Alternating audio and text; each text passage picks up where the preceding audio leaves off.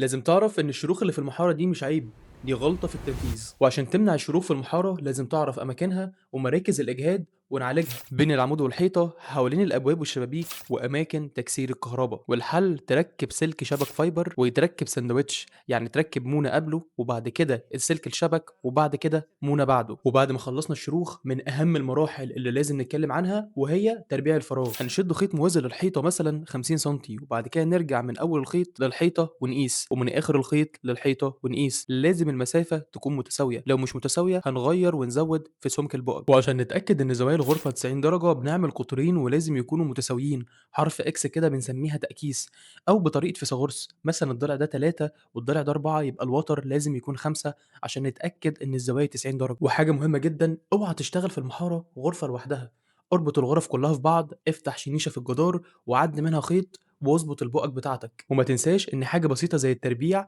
لو ظبطتها فانت كده متاكد ان الجبسون بورد والبورسلين معاك تمام.